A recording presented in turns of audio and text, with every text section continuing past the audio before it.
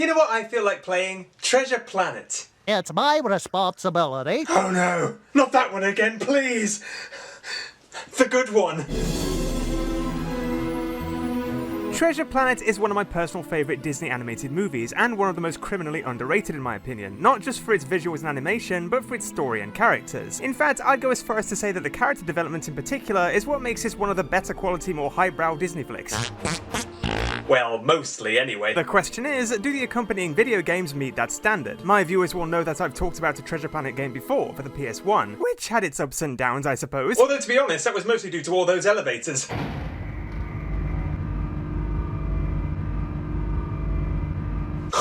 Yeah, okay, it really wasn't great. So maybe the PS2 game is the Treasure Planet tie-in I'm looking for. Just what I was looking for! On first glance, it already looks far superior. You got the makings of greatness in you. But does the gameplay meet my expectations? Hold on to your lifelines, gents, it's gonna be a bumpy ride. First of all, I just want to give credit for this menu screen. Having the level select spill out of the map like that is pretty creative, as are the portals used to access and leave the levels. Although I really do wish you would stop thrusting at me like that, it's highly inappropriate. Doctor, please, I told you I'm not interested. Maybe later. So does this game follow the movie? Well, sort of. There's less of a focus on story, and more of a focus on completing the same repetitive tasks over and over again to open beacons. Alright, Jim, simmer down, dear. It's implied that these beacons are used to help navigate the crew to Treasure Planet, meaning the more you find, the more levels you unlock. As expected, we begin the game on the planet Montressa, where we speak with Dr. Doppler. I've been tinkering with this map device, and I've made some startling discoveries. What are we doing here? We need to get to the planet before anyone else gets there. Wow, what crawled up your ass? I mean, sure, it was always kind of brooding and angsty, but Jesus Christ, Jim, have some tact. Treasure Planet! Oh, and yeah, unlike the movie, Morph is already with us, but it's kind of understandable as he's used for power-ups throughout the game. Not only do we meet Morph prematurely, but Silver also shows up to guide you through the basics. John Silver at your service, sir. If Jim jumps and then presses the attack button, Morph will change into a hammer, which can be used to activate switches or inflict damage on enemies. Although exactly what this achieves besides breaking some pirates' toes, I'm not sure. The character models look okay, at least from a distance. Up close, Dr. Doppler looks like he's melting, and Silver looks like he's sculpted out of mashed potato. But other than that, they look great. Okay, so it needs to be said, this game obviously derives inspiration from Jak and Daxter. To begin with, the combat is suspiciously similar, but the major giveaway for me was the design of your health meter. In Jak and Daxter, your health is comprised of 3 main health segments, and collecting 50 drops of green eco restores a whole segment. Or, if you already have full health, the 50 drops act as an additional segment themselves. Treasure Planet's system is similar but slightly different. Again, you have 3 health segments. Collecting 30 of these atom-like things restores your health, but if you have any atoms on your person at all when you get hit, your health segments will remain untouched. So they act as a sort of shield. But if you manage to get killed, fear not, as this game doesn't give you a set number of lives. And believe me, once we get to the Solar Surfer levels, you will be thankful of that. Throughout the game, you come across these paths which allow Morph to morph into certain objects you can use in a certain time limit to progress. As neat an idea as this is, it feels a little restrictive as it limits Morph's power. Although I really shouldn't complain too much, as the PS1 game simply had Morph change into a hang glider and... well, that's it. But at least you can morph on demand, right? For this first level, we get to use Morph as a pair of cyborg arms, which can be used to destroy these red crates for a beacon. Yeah! Cyborg arms can also be used to lift heavy objects and throw explosives at steel barrels for hidden coins. Morph can also occasionally be used as a helping hand, which enables you to activate large, heavy levers. While most of the game can feel very repetitive, you'll often find a mission exclusive to a level. In this case, we need to chase down Delilah. Of course, this activates a beacon. My only question is... why? Why, Delilah? Every level contains a set number of doubloons to collect, and 10 green energies. I don't really know what they are, but they're a bastard to collect. The reason being, every time you die, they reset, and you have to start collecting them from scratch again. I guess that's part of the challenge, but it is somewhat irritating when you've amassed 9 out of 10 of the things and then die, which happened to me a surprising amount of times. Oh, Jim, will you stop dying? It's such an inconvenience. One thing I also find kinda neat is that Morph will collect coins for you if you stand near to them. Saves me the effort, I guess. Oh, yeah! If we find enough beacons to progress, we then get to practice using the Solar Surfer for a couple of levels. Okay, Okay, so these levels introduce us to one of my major issues with this game. You can probably guess, it's the lighting. Granted, it's far from the worst we've encountered in recent reviews. I can't see a thing. Even so, I appreciate the dark industrial aesthetic they were going for, and it convincingly manages to convey the same gritty atmosphere as the movie. Or at the very least more convincingly than the PS1 game, which wound up feeling less like Treasure Planet and more like Sesame Street. The controls for the Solar Surfer aren't bad at all actually, and easy enough to grow accustomed to quickly. You can jump with the R1 button and lower the sail with L1. That's just about it besides the trick moves, which we'll talk about later. But despite the simplicity of the controls, the challenges are surprisingly difficult. And they only get harder from here on out. In order to activate more beacons, you need to ride through rings in a time limit before they disappear. Sometimes ring challenges also appear on the on-foot levels. The problem with these is that sometimes the rings will surprise you and appear in places you aren't expecting, or even out of view, which means that by the time you've noticed the ring, it's disappeared and you've failed the challenge. I can't even begin to tell you how frustrating this is. There are also time trials to complete which are fairly similar, but not quite as frustrating. If you manage to run out of time during these challenges, often the best solution is to purposely destroy your vehicle so you can respawn at the beginning of the course. Honestly, I feel like I'm Jim's worst enemy. I've killed him more often than the pirates have. The Solar Surfer isn't a particularly comfortable ride either, and its bouncing along the bumpy pathways can affect the gameplay. If it just happens that you're not touching the ground at the moment you press the jump button, Jim will simply fall to his death. Even though this is supposed to be a flying vehicle, go figure. The light beams give Jim a speed boost. The problem is, with so many obstacles in these levels, you'll probably find that the only thing you'll be doing quicker is dying. We then reach the spaceport. Sadly, we don't find any George Washington Toadmen around here, and once again this area is needlessly dark. I mean, I can see at least, which is an improvement on the last level. Ah, 'tis a grand morning, eh, lad? Morning? Why the hell does it look like the middle of the night? Here we're introduced to the jetpack morph, which temporarily allows Jim to access previously unreachable heights. Once we're in the next area, we have to wake all the sleeping Snuffs with the cyborg arms in a time limit to open a beacon. Ah, Snuff, clearly the highlight of the movie. I demand a spin-off! To open the last two beacons, we need to climb across some crates over a bottomless pit, and also explore a dangerous steel mill, which really should not be open to the public. I don't think they're big on health and safety at this spaceport. Both of these tasks require some serious platforming, so now seems like a good time to talk about it. In short, it's pretty good. It's not exactly perfect, but it's far from the worst I've experienced. But the problems are recurrent and noticeable. To begin with, Jim has slippery feet. Oh, that's attractive. He slips and slides all over the place, and he's awkward to turn around without shifting him forward too far. If you just miss a platform, Jim will cling on and pull himself up. That is, he's supposed to. A lot of the time I found this extremely temperamental. Sometimes he grabs hold of a ledge, sometimes he simply ignores it, and other times he even seems to bounce off platforms. What, you're made of rubber? Get a grip, man! Literally! Another issue is the camera, as is the case with a plethora of platform movie games. Again, while it's not the worst, it'll occasionally get stuck on objects, and it'll refuse to swing behind Jim at all when you're in a cramped space, which means it can be awkward to plan your jumps. This can often be alleviated, however, by the look feature, which allows you to see everything from Jim's perspective. I'm not sure if it's just me, but I personally found the camera a tad too slow. It's not horrendous, but the action in this game is generally fast-paced, and the lagging camera swings around quite slowly by comparison, which is an annoyance during time challenges. Overall, though, I'd say these are only minor drawbacks. Like I said, it's not perfect, but it's far from unplayable, and the platforming nonetheless remains really addictive. We then progress to the Dockside race, where Captain Amelia expresses interest in our Solar Surfer. I used to have one of these when I was a youth. Are you any good? Just about the best on Montresor. Might be exaggerating a little there. Just a little. This level contains more of the same. Rings, green things, coins. And yes, expect to die a lot. To save further embarrassment, I wonder if Jim has any tips. I need to be really quick through there. Great. Thanks, that's not very helpful, really. This level also introduces us to trick moves we can perform in the air. And they're surprisingly not awful. It's not quite Ratchet and Clank, but I didn't have any issues executing these moves. The final task requires us to launch some boats by grinding. What? Why? Hey, am I being paid for this? This is one of my favourite Solar Surfer levels, although it's helped mostly by the fact that I can see. So yeah, this level already beats the previous ones by a mile. We then progress to, oh no, Crescentia Nightside? Yep, just when you thought this game couldn't get any darker, they give us a nighttime level. Yippee! To make matters worse, this level contains a stealth section. joy! Holding down the L1 button makes Jim become a Neanderthal, apparently? Seriously, what is this animation? Here we need to sneak past the patrolling Robocops, but it's unclear how this works. I mean, you can sneak and crouch, but no matter what I did, the cops still spotted me.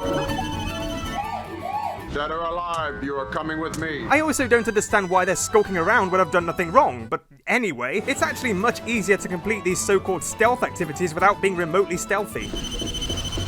Sure, they spot you, but they're not quick enough to chase after you. Yeah, they're pretty useless cops if I'm honest. Still, I can't complain too much. It's far better stealth mechanics than in the first game with those blind pirates. Hello, I'm right here. One of the more memorable tasks here requires you to shuffle some boats through some lasers to reach a beacon. Hey, look, an elevator! But where's the Elephant Man elevator operator? He's the elephant elevator operator. Guess he must have packed his trunk. The jokes get better, I promise. Please don't leave. We then get to the ferry port, in which we need to dodge some traffic from an overhead POV. Been there, done that, got the t-shirt, let's move it along. Hope you like platforming or this is gonna be pure hell for you. To access a legacy, we need to use some cyborg arms and reach an explosive barrel within a time limit to open a path. I guess that's what they call an arms race. I'm sorry. We then need to ride this flying car, boat, box thing and destroy some traffic lights for some reason. Okay, now the cops have a reason to arrest me. Where are they at? This isn't too bad, although the traffic lights don't always respond to your attacks, which can send Jim plummeting to his death.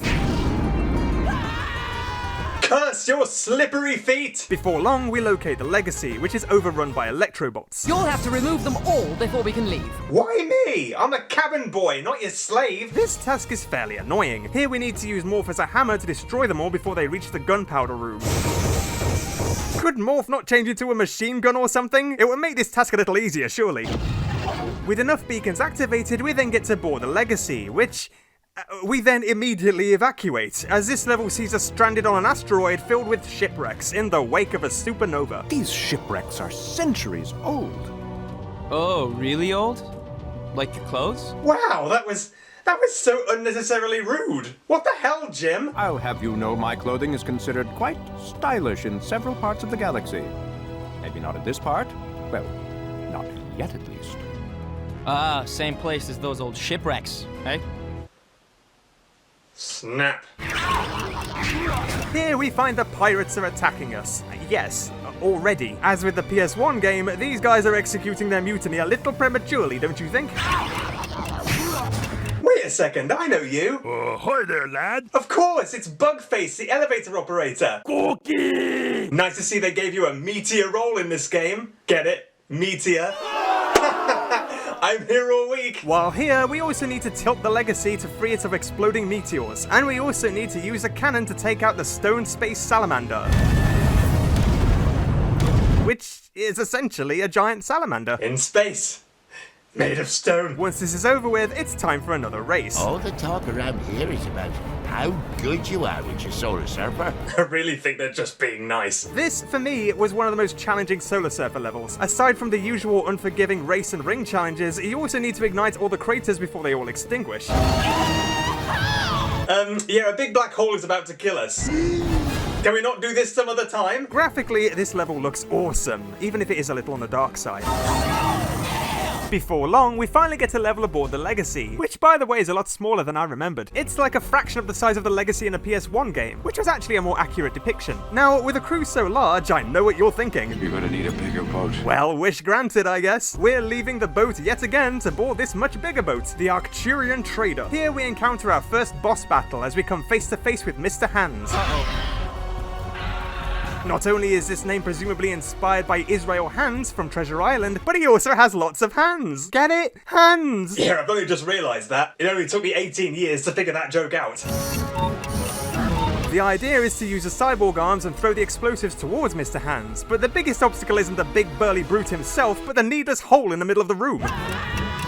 Damn your slippery feet, Jim! This level also introduces us to the glider, which allows us to cross large chasms by gliding. Once we've reached the outside of the ship, we need to explore the engines to locate a beacon. And I think you'll agree, it's refreshing to see some colours here that aren't reddish-brown. Eventually, we also find a cannon, which we need to use to fend off a meteor shower. This is quite annoying. The gun is far too slow, and it's hard to take out all the meteors before it's too late. Miss one and you'll have to start over. And yes, this counts as a death, so any green energies you've collected so far will reset. Delightful! Can't wait to do all that again! On the plus side, the music is fittingly dramatic.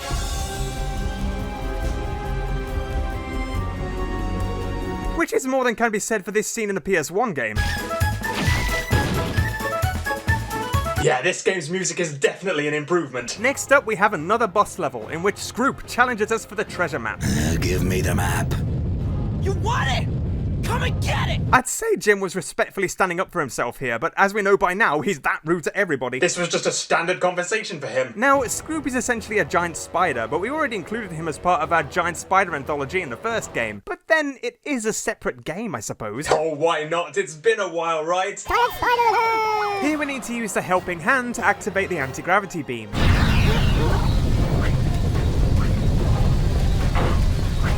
What have you done? Once Scroop is caught in it, we need to hammer the buttons to make the cannon fire directly at him. Good thing they had that function installed. Every time Scroop is hurt, he'll jump out of reach, and you'll need to avoid some explosions at the hands of Mr. Farty Penis Flaps.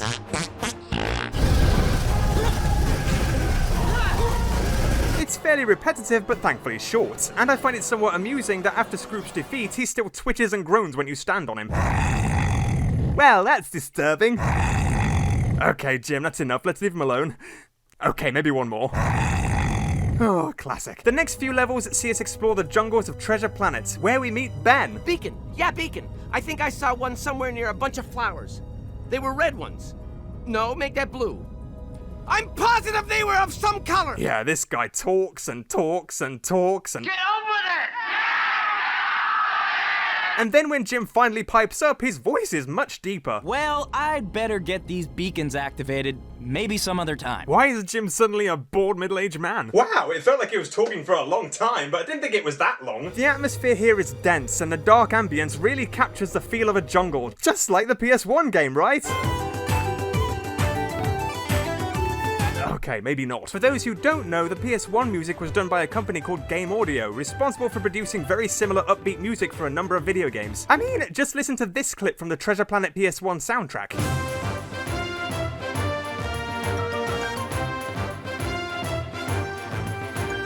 And now listen to this from Trek Treasure Hunt.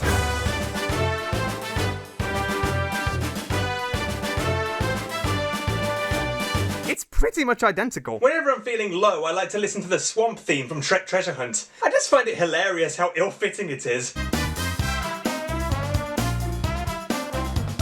Classic. Masterpiece of a game. Another improvement over the PS1 game is that the combat is far more interesting. Although in the movie clip, Captain Amelia is clearly shown handing Jim a gun to defend himself, and yet in this game, he seems to forget that he has it, and instead once again resorts to using his bare hands in battle. That's it, Jim. You bitch slapped them into oblivion. In fact, that's a good point. The PS1 game actually has one over this game, in that Jim can attack with a sword and a laser gun. Okay, the combat is extremely basic and, well, a bit shit, but at least he has weapons. The enemies here are interesting to say the least. There's this partially invisible guy who is only vulnerable after he's taken a swipe at you. And there's this electric guy who kind of looks like Crash Bandicoot if he'd been skinned. Anyway, here highlights include a ring challenge using the glider, and using the helping hand to deactivate some lasers. We're also introduced to some super speed boots boost. Sorry, that's super speed boost boots. That is a mouthful. This sounds pretty neat, but my goodness, the running is comical. There's also, of course, yet another Solar Surfer race, although there's nothing unique to this level at all. There's just more rings, more laps, and more trick jumps to perform. By this point, the levels are purely trial and error. I defy anyone to complete the ring challenge or the race first time around. It's practically impossible. We then reach the Helium Swamp. You know, as if Jim's voice isn't high-pitched enough already. Here we need to cross some cacti to reach a beacon and knock out 5 spore plants before they wake up again. We also see the return of the running boots as we need to balance on a tree trunk and complete another ring challenge. And the final jungle level is equally as uninspired. Here we have to use a cyborg arm to destroy some red crates, and a glider to reach a beacon on the far side of the swamp. Apart from being expectedly dark and creepy, these jungle levels feel a little repetitive, so you might say it's dull in more ways than one. How about some swamp music to cheer us all up? Eventually we progress to the Centroid of the mechanism. The Centroid of the mechanism. But not before performing another Solar Surfer level, and frankly this is really hard. Aside from the usual races and ring challenges, you also need to chase down a pirate's longboat, which is harder than it looks.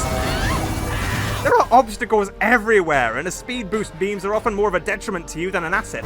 Ow! Just ouch! Yeah, you'd think I'd have improved with these levels by now. Well, no. Once we reach the Centroid, we're faced with yet more interesting tasks. Glory be. Although precisely why we still have to perform them when we've already made it to the treasure is a mystery to me. Here there's another annoying and frankly nonsensical stealth section in which we need to avoid the cops and light the lanterns. This section would have made a lot more sense if it had taken place on Montressa or during the spaceport levels. I mean, what are the cops even doing here? Until we showed up, this place was supposedly uninhabited. Can't imagine there's much policing to do. I have to go. Somewhere there is a crime happening. We also need to use the speed boots to escape a runaway boat. And finding all the items along the path is pretty frustrating as you genuinely don't see them in time to collect them. Another beacon can be opened by defeating all the pirates in a certain area. The last batch of enemies seem pretty tough to beat as they're only vulnerable after having attacked you first. But there's a sneaky way around this. If you just stay put on this risen platform, you can avoid their attacks but have no trouble whatsoever inflicting your attacks on them. Ah, video game logic, eh? And the final beacon can be opened by merely exploring the entirety of the Centroid. Sounds easy enough. This is followed by the penultimate Solar Surfer level, which is pretty much the same as all the others, except you also have to take out some fat pirates who are constantly shooting at you. Yeah, with all these hazards, I'm not sure this was entirely necessary. I'm shit enough at this game as it is. There's also another longboat to catch, only this time they're also firing at you, and it's so awkward trying to remain out of their line of fire. Bizarrely though, I didn't find this level nearly as challenging as the previous Solar Surfer level. Although maybe I'm finally getting to grips with the controls or something, you know, at the very end of the game. Better late than never, I guess. So anyway, we now find that Treasure Planet is rigged to explode. Planet's kerploding. Ah! Boom! And Silver chooses now of all times to turn evil. Don't try to stop me now, lad. Yeah, I'm not kidding. There's no natural progression in this game, no real character arc or anything. He was genuinely nice as pie in the last level and now he hates us for no reason. That's nice of him. This boss sees you having to avoid Silver's attacks and then use the cyborg arms on him.